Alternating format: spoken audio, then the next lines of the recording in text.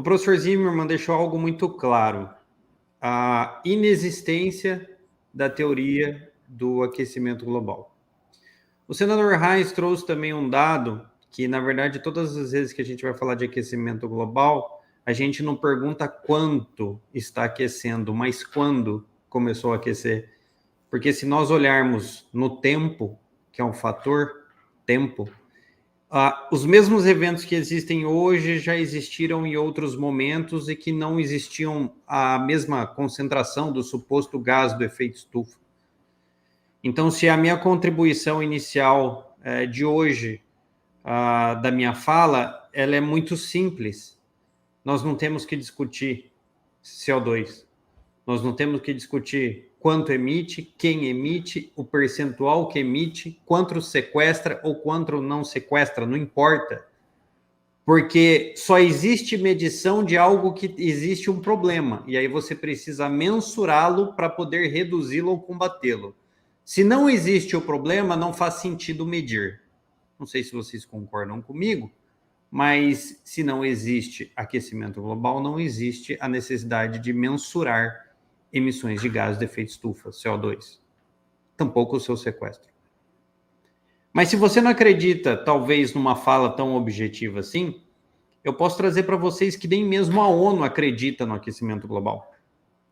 Quando o professor Zimmermann trouxe a questão da Convenção Quadro, seja do clima de 2015, do Acordo de Paris, eu quero rememorar uma Convenção Quadro de 94, de Nova York, onde já se estabelecia os princípios gerais. A Convenção Quadro ela já era a mais bem vista, entre aspas, no mundo, aceita no mundo pós-cortina de ferro, né? Pós a queda da União Soviética, os países acabaram participando mais, o que não aconteceu, por exemplo, em Estocolmo, que existia ainda uma divisão no mundo em relação à guerra, mas os países, de certa forma, participaram com mais, com a presença, com seus comissários, e lá na Convenção Quadros está escrito o seguinte, e veja, hoje também, todo o combate, todas as medidas adotadas de combate ao aquecimento global levam em conta o princípio da precaução.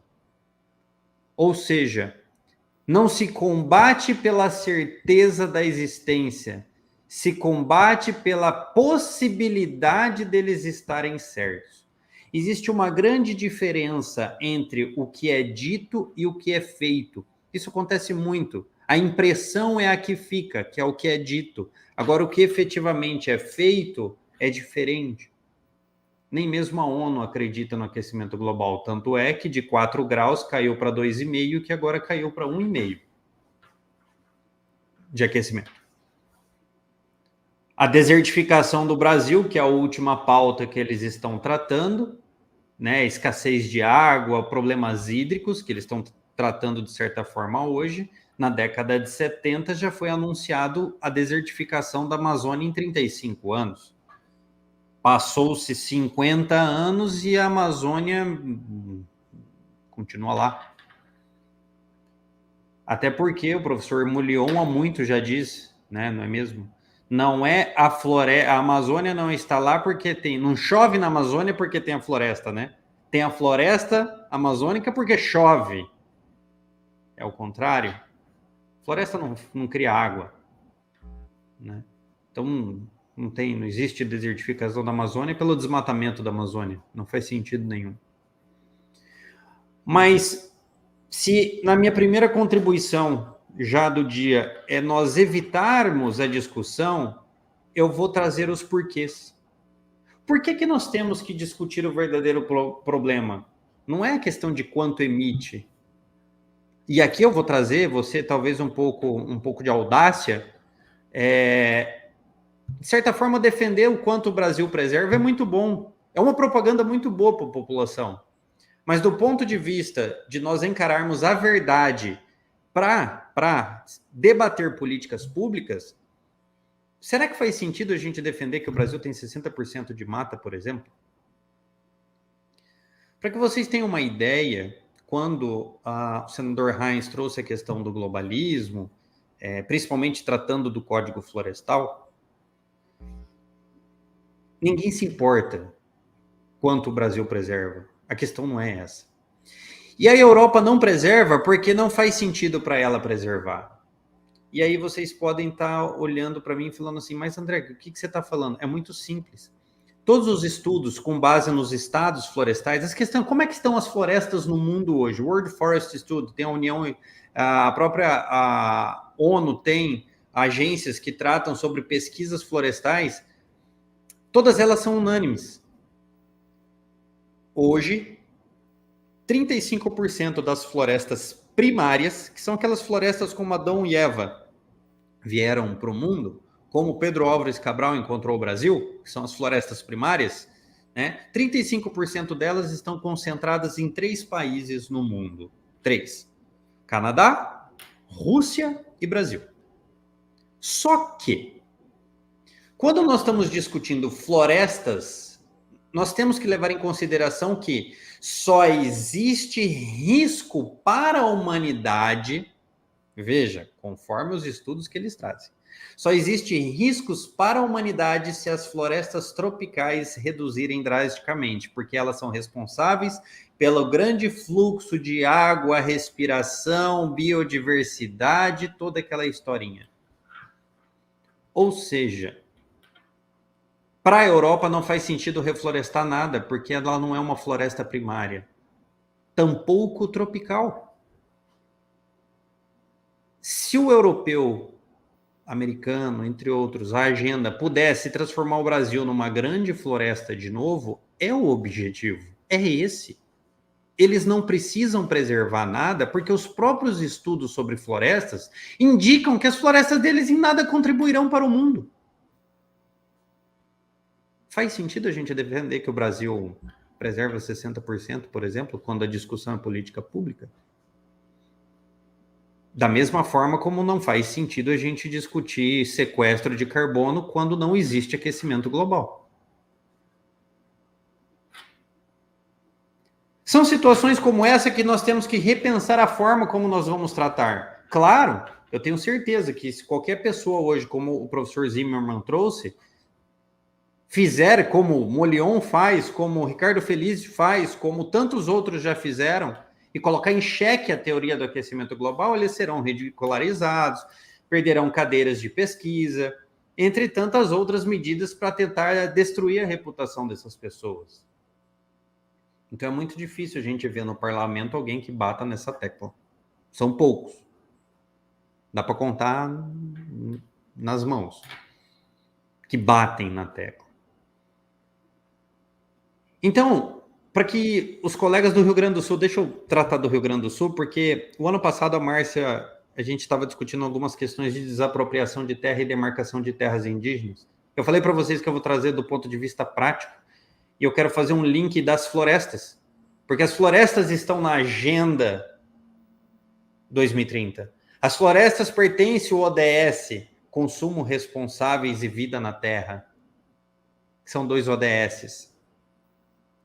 E o que tem a ver floresta com marco temporal? Por exemplo, demarcação de terras indígenas.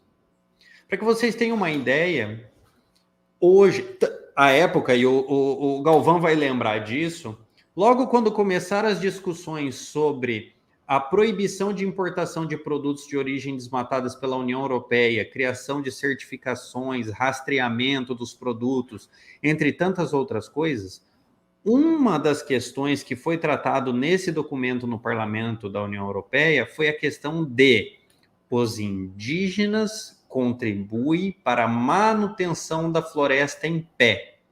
Manter indígenas nas florestas significa aumento florestal e aumento do que eu disse antes? Do controle ambiental, controle climático, preservação do meio ambiente, da biodiversidade, que tudo isso respeita e é o objetivo dos ODS, vida na terra, consumo responsáveis. Bom, a partir do momento que você tem um ODS que estimula a presença de indígenas na terra para aumento florestal, olhando o que eles próprios escrevem sobre florestas tropicais e a sua necessidade de ampliar e existir para controle climático, aquecimento global, quem julga o marco temporal, hoje no Brasil, Supremo Tribunal Federal, no próprio site consta os ODS. Então, hoje, o Supremo Tribunal Federal, né, há 2, 3 anos já eles já fazem isso, eles julgam as causas de acordo com os ODS. E quando nós vamos ver uma questão, por exemplo, que aconteceu no Rio Grande do Sul, sobre a demarcação de terras indígenas, terras de pequenos produtores rurais que estavam lá há muito tempo, e que as pessoas ficam espantadas com esse tipo de coisa quando acontece, eu fico, e o professor Zimmermann, talvez, e outras pessoas sejam advogados também ficarão, do ponto de vista jurídico, isso é desastroso. Mas do ponto de vista da Agenda 2030, isso é previsível. Porque eles escreveram o que eles vão fazer. E veja, o marco temporal aprovado no Congresso Nacional, em um dos seus artigos, não vou me recordar de cabeça agora, me perdoem, consta a possibilidade de envio para a demarcação de terras indígenas. Veja, o que o Congresso aprovou. Envio de demarcação de terras indígenas, áreas destinadas de propriedade da União, mas destinadas a interesse social. Por exemplo, como cumprimento da função social da terra. Se você não cumpre a função social da terra, desapropriação da sua fazenda. Quando eu digo que nós temos que resolver o problema e começar a combater o problema e as políticas públicas da Agenda 2030, olhando verdadeiramente o problema, o que eu quero dizer com isso? Se existe função social da terra para ser cumprida, eu posso desapropriar áreas e entregar para a reserva indígena e compor florestas no Brasil, que é o objetivo do ODS. Trabalho escravo é o que nós estamos passando agora no estado do Rio Grande do Sul? Se constatar trabalho escravo numa propriedade, pode ser desapropriada. Tanto o trabalho escravo como plantação de psicotrópicos, né, drogas ilícitas, é uma possível desapropriação sem indenização do proprietário. Mas, digamos assim, não chega ao nível do trabalho análogo ao escravo. Talvez algumas questões trabalhistas. Desapropriação por função social, descumprimento da função social da terra. Porque você tem que observar a legislação trabalhista e a harmonia com o trabalhador. Agora eu vou mais além. Existe uma campanha hoje no Brasil de recuperação de pastagens degradadas. É o grande mote do Ministério da Agricultura e da Pecuária. Recuperação de pastagens degradadas. No Brasil, hoje, nós temos uma média de 65% de pastagens degradadas. O Conselho Nacional do Ministério Público já equiparou pastagens degradadas como danos ambientais e climáticos. A própria Agenda 2030 e as metas de reduções de gás do efeito estufa no Brasil levam em consideração pastagens degradadas. Considerando que o Supremo Tribunal Federal observa os ODS para julgamento das questões envolvendo direitos constitucionais, se um proprietário rural que tem pastagem degradada tiver sua propriedade desapropriada, pastagem degradada, descumprimento da função social da terra, que é a preservação do meio ambiente, ele recorre no judiciário, chega no STF. Se é meta a ser cumprida, está correta a desapropriação. Bom, aonde está o problema? Eu poderia dizer que o problema é a existência da função social da terra, que é verdadeiramente um problema. O problema da função social da terra é esse. Você transformar em um conceito discricionário qualquer coisa que possa ser interpretado, né, de certa forma. E o tribunal vai dizer, não, isso aqui viola a política climática, logo está certa a desapropriação. Eu posso mandar para a terra indígena, eu posso mandar para a reforma agrária. A pastagem degradada. Ou trabalho análogo escravo. Ou inobservância da produtividade, que são os requisitos, né, de cumprimento da função social da terra. Mas vocês conseguem compreender que o problema ainda é antes? A existência do aquecimento global. Com o mercado de carbono não é diferente.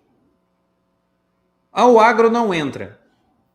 Se hoje nós já temos oligopólios, né, concentração de mercado para fertilizante, máquinas agrícolas, entre tudo que a gente precisa para sobreviver, tem 10 holdings no mundo, 10 empresas no mundo que controlam todos os alimentos que estão nas gôndolas do supermercado. Nestlé, Kellogg's, entre tantas outras, PepsiCo, entre tantas outras. Com o mercado de carbono, vocês acham que vai acontecer o quê? Aumentando o custo de produção. Você acha que os pequenos fornecedores terão condições? Os médios fornecedores terão condições? Concentrará ainda mais o mercado. Não existe oportunidade no mercado de carbono. Até porque ele parte da premissa errada. Existência do aquecimento global. Quando a gente fala em combate, Márcia, desculpa se eu já nem sei como é que está o meu tempo, mas eu acho que a mensagem que eu tinha que passar hoje é que nós temos que parar de ficar tratando do acessório e a gente começar a tratar do principal. Ninguém terá segurança jurídica no país, não haverá segurança jurídica no país enquanto existir aquecimento global e função social da Terra. Porque a função social da Terra é um instrumento para fazer a agenda andar 2030 no âmbito do agronegócio. É esse o ponto. Eu falei de floresta. Falei um pouco sobre o trabalho escravo que está acontecendo, a influência das políticas externas indígenas, enfim, como é o controle, como faz acontecer, né? Agora vamos falar de combustíveis fósseis, diesel, né, que os produtores europeus estão aí discutindo o fim do subsídio. A gente acha lindo, o grupo de WhatsApp roda todo dia alguma imagem da Europa, né, de manifestação, jogando esterco nos parlamentos, enfim, a gente acha lindo. Mas as mesmas políticas que precederam as manifestações, são aplaudidas hoje no Brasil como oportunidades. As mesmas. O Carbon Border Adjustment Mechanism, que é o ajuste fronteiriço de carbono que a União Europeia quis criar, que é o controle com base nas emissões de gases de efeito estufa, lá já foi aprovado faz tempo. O que eles estão lucrando agora é a consequência disso. Porque dentro da agenda está a redução do consumo de combustíveis fósseis. Logo, eles precisam onerar o uso de combustíveis fósseis. A manifestação deles não começou, nós não gostamos da Agenda 2030. Até ontem, ninguém ligava para a Agenda 2030 na ONU. Era meia dúzia de pessoas também. Igual a gente aqui no Brasil, que ficava batendo na tecla. E a pessoa acha, não, mas isso nunca vai chegar em mim. Isso chega lá para frente. A mesma agenda que hoje, né, que foi a consequência do que está acontecendo hoje na Europa, está sendo vendida no Brasil como oportunidade. A mesma. A gente não está enfrentando o problema. Nós estamos vivendo em volta do acessório. Dizer que o Brasil tem a legislação ambiental mais rígida do mundo é olhar para o europeu e perguntar para ele, ele vai olhar para você e falar assim, mas se você já desmatou 40%, você precisa replantar mais 20%. Ele não está preocupado. E se vocês acham que isso é besteira, eu vou falar uma coisa para vocês. Isso é pouco. Porque nós tivemos situações como o Jaguar Corridor, que foi uma iniciativa de criação de corredores ambientais e florestais para populações de onças pintadas, jaguares, né? Populações de onças pintadas na América Latina, que visava essa criação de corredores que iam desde quase do sudeste brasileiro até a ponta lá do Brasil, de corredores que seriam classificados como reservas ambientais, intocáveis. E aonde não existia floresta, ia ter que plantar. que na verdade não é plantar, né? É regeneração, que é a grande moda agora. Você deixa como está, chove, vira uma floresta. Lá em Sinop, se você... Agora, vou dar um exemplo mais simples. Recentemente teve uma área que foi, há 2, 3 anos, teve uma área que foi invadida, desmataram um pedaço da área, você ficou 3 anos sem entrar lá, virou uma floresta de novo. É regeneração florestal. Eles queriam criar corredores para onças pintadas, famílias de onças pintadas, com 450 milhões de hectares. Vocês têm noção disso? E iniciativas como essas não são ilógicas do ponto de vista de uma agenda que prevê que a solução para o problema do mundo é o aumento de floresta tropical. Então, acho que a gente precisa parar, talvez, de bater na tecla que o Brasil preserva 60% do seu território e começar a bater na tecla que o Brasil pode derrubar 20% da Amazônia, o Brasil pode derrubar 70% na região aqui de baixo, o Brasil pode derrubar. E todas as vezes que nós formos taxados, a grande coisa que todos e grande parte das pessoas vêm falar é que o Brasil precisa agora aumentar a sua produtividade e parar com as questões de desmatamento. Só que eu quero lembrar vocês o seguinte: a partir do momento que nós nos submetermos a esse tipo de política, não vai ter mais volta. Porque já não tem. Porque produtores rurais hoje do norte do país têm áreas com autorização de desmate e não o fazem porque não vão poder vender soja e não vão poder vender gado. Porque já fizeram consultas às trades em frigoríficos grandes. Que eles não vão comprar. Por risco de retaliação e as questões do embargo que foram impostos contra nós. Em razão dos desmatamentos. Então, a gente precisa parar de tratar e de combater acessório e combater o verdadeiro problema chamado inexistência de aquecimento global. Obrigado, Márcia.